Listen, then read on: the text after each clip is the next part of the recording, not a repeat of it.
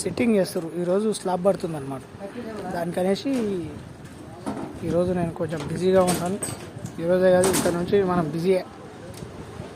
ఏం చేస్తారు మీరు, ఏం చేస్తారు వినోద్ గారు, మీరు ఏం చేస్తారు అని అంటే, నేను బిల్డింగ్ కన్స్ట్రక్షన్ బిల్డర్ని అండి. నేను మీ అందరికీ చెప్పాను, ప్రత్యక్షంగా చూపిస్తున్నాను. ఇది సీకులు కట్టేది. కింద ఇట్లా కవరింగ్ బిల్లలు పెడితే స్లాబ్కు సీకులు కిందికి రాకుండా మంచిగా మాల్ కింద కూర్చుండి మంచిగా గట్టితనం ఉంటుంది అన్నమాట. అందుకే ఇక్కడ కవరింగ్ బిల్లలు పెట్టడం జరుగుతుంది. దాన్ని కవరింగ్ బిల్లలు అంటాం. మరి మీరు ఏమంటారో నాకు కామెంట్లో పెట్టండి. ఈరోజు స్లాబ్లో ఇంకా స్లాబ్ పడ్డాక స్లాబ్ ఎలా వేస్తారు, మాల్ ఎంత మిక్సింగ్ చేయాలి, ఏం సంగతి, ప్రతి ఒక్కటి మీకు అప్డేట్ ఇస్తాను నేను. చూడండి, ఇది మిల్లర్ సెట్టింగ్ అంటే ఇట్లా ఉంటుంది. అది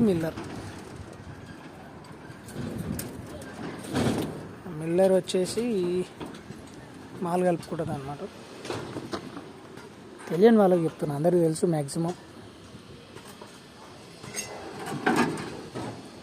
సిమెంట్ అక్కడ ఉంది, లేబర్ కూడా వచ్చేసి అందరు ఇంకా తగ్గేది.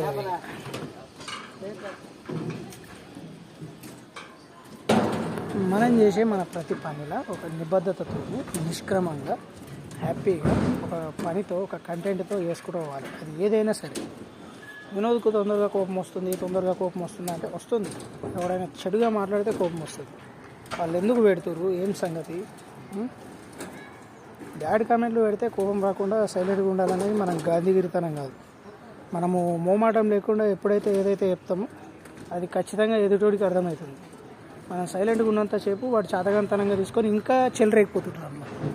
అందుకనేసి మనము బ్యాడ్ కామెంట్లు పెట్టినప్పుడు కూడా మనము సైలెంట్గా ఉన్నాం అనుకో, ఎదుటివాడికి మనం ఛాన్స్ ఇచ్చినట్టు అవుతుంది. సో ఒక్కోసారి మనము కోపంగా ఉండాలి. ఖచ్చితంగా కోపం లేనివాడు కూడా వేస్ట్. కోపము ఎక్కువగా ఉన్నా కష్టం.